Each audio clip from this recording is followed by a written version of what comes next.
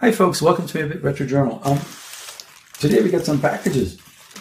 This is actually stuff that I ordered. It came in a bigger package. It's from AliExpress, and these are some things that I've been waiting for that will help me both in debugging my broken ZX Spectrum as well as doing some more work on the QL and perhaps even the Amiga. So yeah, let's open them up. Kind of exciting. It's 4 packages here. I'll open up this one first. Hopefully this is all the right stuff that I ordered. Let's see what's in here. There we go. So I believe what this is going to be is, Yep. So what these are wow, they put cellophane around them. But can I, yeah, there we go. Holy schmoly. They really wrapped them. Hopefully it doesn't create static. But what these are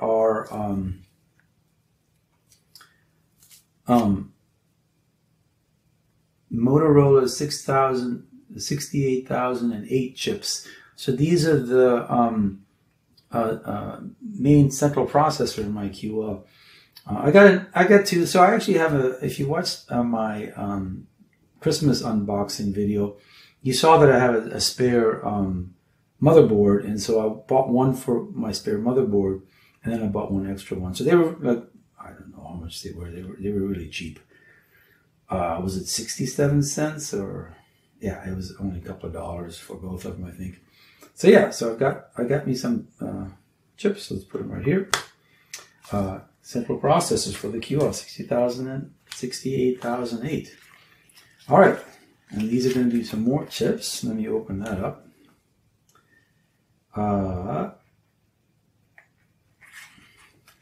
Make sure this is actually in focus.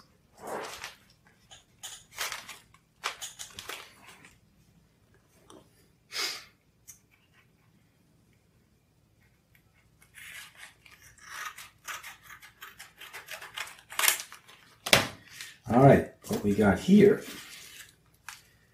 Oh, they didn't wrap them quite the same way. So these are EPROMs, and these are, if I recall properly, they're off camera. I know. I just want to see what they say. They're M27C 128s. I believe the 120. I thought I got 256s. M27C 128s. I'll have to check because these. So I have one of these, and this is actually an empty RAM pack. I mean, not a RAM pack, a ROM cartridge. I think this one's empty. Let me open it up. Move this out of the way here so you can see what I'm doing.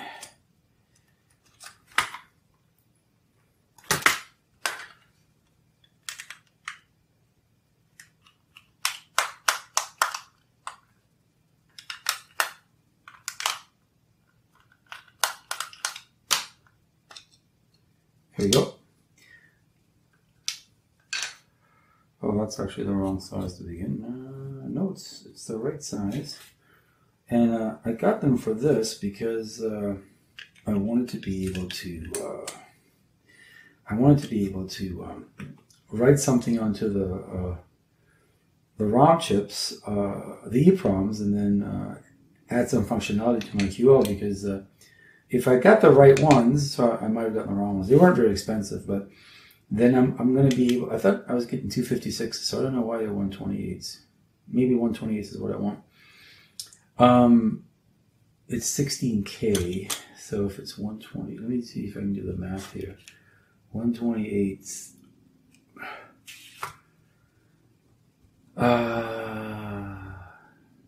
So it's got to be 16K, and 128 would be, yeah, I can't think at the moment. I think that's right, 16, so it's times 8 would be 40, yeah, 128. So I think they're the right, yeah, 128 is what I want, because it's 16K, so these are 16K in size. Yep, so I can write these and put them in here, and then, yeah, stick them in the back of the QL. And I mean, I have an ICE one, but there's other ROMs that are available, so I could definitely try other ROMs to play around with that. So that's just a nice way to interface. Now, you might ask, oh, how do you actually are going to write this? So hopefully that's what's in these two packages. I'm going to open this one first.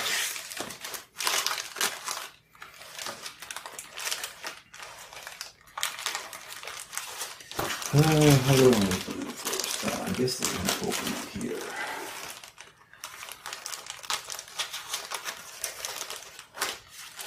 See what's in here. There you go.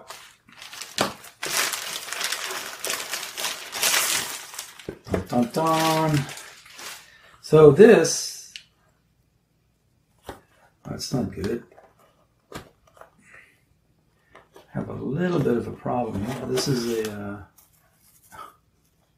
thing kind of popped open. This is an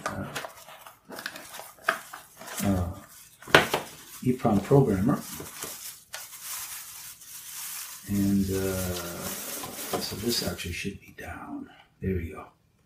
Don't know why it popped up, but this is a TL866 II Plus, and it should come with USB and okay, yep.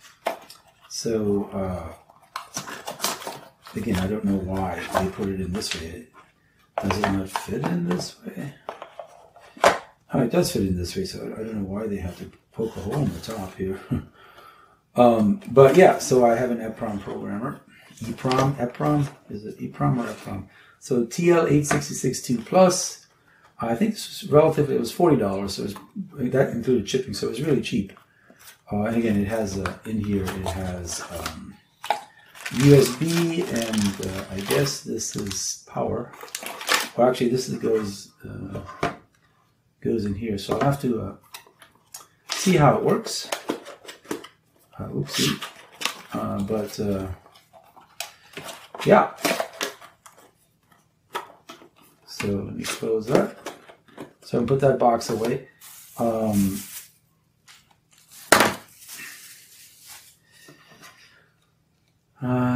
Let me just look at it off camera for a sec. Yeah, looks good. So this will allow me to actually program these things. And finally, now this doesn't have, it's in Chinese, this doesn't have the ability to program EPROMs for Amiga. I need a special board for that, but it will do these without a problem. And I think I can take the 128s and actually retrofit them onto my Xgpro, which was the whole point of this as well. So I wanted to be able to use them on the QL using this ROM cartridge, as well as on the Xgpro, because I need to find a way to debug this. Oh my, look at this one. This one is, someone went crazy with packing this one. Look at that. They basically, I think it's just bubble wrap. All right. Well, I mean, good in packing. I mean, I appreciate the folks. I mean, this was pretty inexpensive as well, so I can't really complain.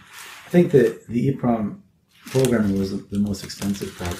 But let's cut this open.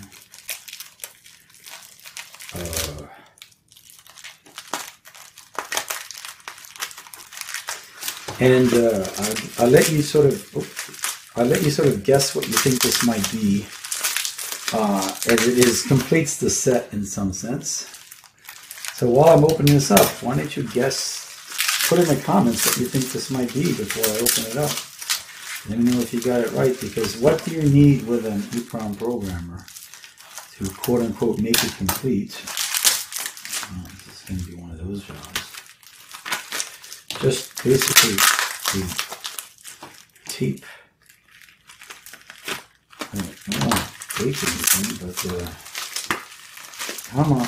So I'm going to have to, I mean, maybe put it in another box, but I guess they gave it a tape Yeah, here it is. See if I can get it out.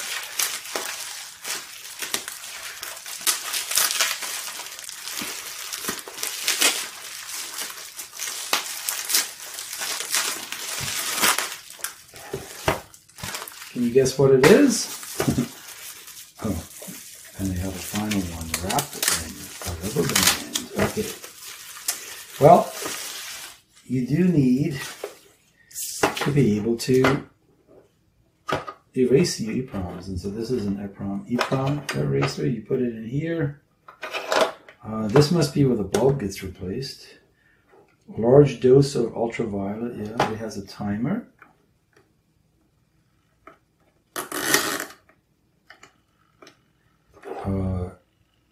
Okay, that's off. Okay, so it's just got a regular. So this does have this is the Chinese, but notice that if you can read it here, it says input AC 100 or to 200 volt, 100 to 240 volts. So it should work in the U.S. And a lot of these were European at 240 volts. It's not the one that I wanted to get, which is in the all green box, but this one was the only one that was reasonably priced at, you know, can't really screw it up too much. It's just a light bulb in there that with a timer. So, lots of Chinese writing on here. Big Moon, UV light EPROM eraser, and it just has this writing on here, which. But yeah, so I need that to basically, when I want to give it a new try, to make sure you can see everything that I'm doing. We are going to, oh, this is very rickety. Wow. And you put these in here, and of course that's not even going to fit. But you can, assuming these were EPROMs, that's too fat, but. Boom. Stick them in here, turn this on, and they will be erased.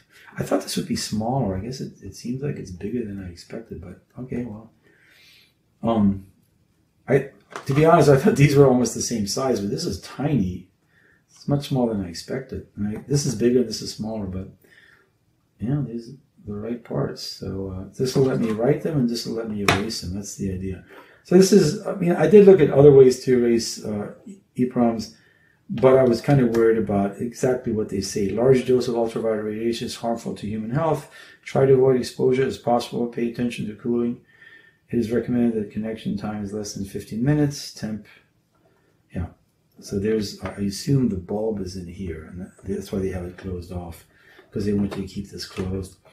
And it has these weird, I think these are Chinese plugs, because just like, so they're the US type, but they don't have the little holes in here. And so my assumption is this is just built for the Chinese, I mean, there's no conversion switch, you just plug it in. And so I assume, I don't know if that means that there's circuit here that can sort of figure out if it's 100 versus 240 volts, or if it just gives it less intensity. I saw a lot of these that folks bought from China that didn't say this, but they were in the sort of the other box. Again, this was pretty inexpensive. It was like $14 including shipping, or $15. But the one that you see more often is all green. I assume it's similar size, and but it didn't. It had either the European plug in here, or if it had the, at least on AliExpress, I didn't really find any inexpensive one with the Chinese one. So I was trying to be cost effective here. And yeah, I don't know if the other ones are smaller or not, or if that's just the size they are. But anyway, it wasn't very expensive, and it's going to allow me to erase some EPROMs when I need to redo something, and something you need with this, unfortunately. But this will be my main thing. Okay, so yeah, maybe I'll give the EPROM Programmer a try and show you how that works. Okay, installation was actually pretty easy. So you end up going to a website that's on the box, and the inside it says xgecu.com, and you download a version. I downloaded the latest version, which was Xgpro version 1120. The first thing it has you do is actually flash the firmware, which I did. So then I stuck an EPROM in here, and I chose under, so these are ST 27C128, but I couldn't find that, so I just went to the microchip memory one and selected the first one there. I turned off check ID because if I leave it on and I ask it to detect and read, it'll actually just say, oh, actually it did read it. Oh, before it was giving me, oh no, I turned check ID off, that's why. So if I turn check ID on, I think when I do detect, yeah, it says it's not the correct ID. But if I turn it off, it actually reads it and works. Now, I know it works because I actually, so you can see right here I have the bin that I downloaded from, this is Dylan Jones's website, and I downloaded a copy of the TK, this one, TK2 16K zip, which is actually fits into a 16K EPROM, and I ended up opening that up, loading that in, and then writing it. And so without me actually redoing that, you can see that if I take this one and put it in, close it up, and now I do a read on that. Read. You can see that it actually now has read. Care Q jump. That's what. So if I open this up with an editor, open, and just do Notepad, you'll see that it says Care Q jump. So I actually wrote this here, and I could actually resave it. So save. Yeah, and it would turn out that these two are identical. If I open this one up in WordPad, I should open it up in Notepad. Open with Notepad, and I open this up in Notepad, that these in fact are identical files. And so I wrote this, worked really quickly, and so then what I did is I opened this up. So have it off now, and so I'm going to take my ROM cartridge and open that up. It's already unscrewed, and so the notch goes in this direction. The notch is right here, so I'm going to just place it in here, and it should be, yep, it should fit. Let's make sure that I don't bend anything. I think it's in there. Yep, and so this actually is going to go in. Let me just take it off camera for a second just so you can see and verify. Yep, all the pins are in. It's in there. The notches in the front where the, so there's an indentation right here. There isn't one on this side. Again, want to verify it. Yep. All right, and so I'm going to close this up. Here we go, and screw it back together.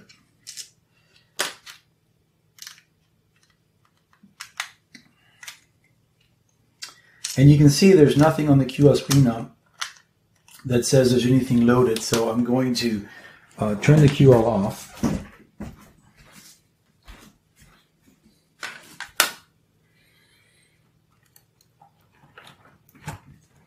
And as I said, I don't have the the ROM cartridge in here. That's the original ICE ROM cartridge. This is the new one with Toolkit 2. I'm going to stick that in here.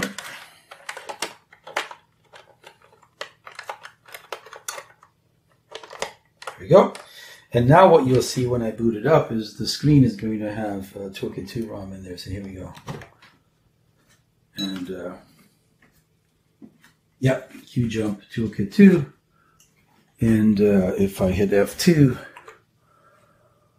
and do a, let's see if I might have to activate it. No, it's already there. So there's Toolkit 2 Jobs is now part of it. So you can see that it worked pretty well. And my screen went. So yeah, that is a pretty easy way to program EPROMs for my QL.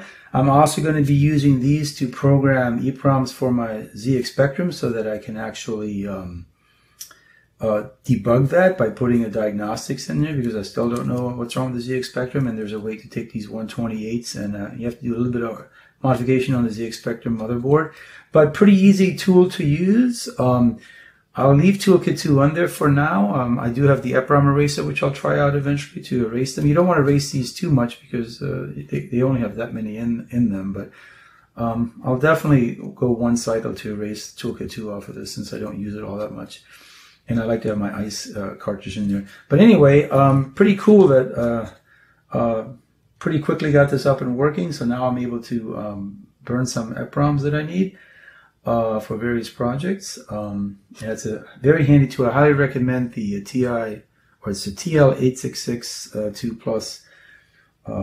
EPROM Programmer. And you want to have an EPROM Eraser with it. So I'll end here today. Thanks for joining me, and I'll see you next time.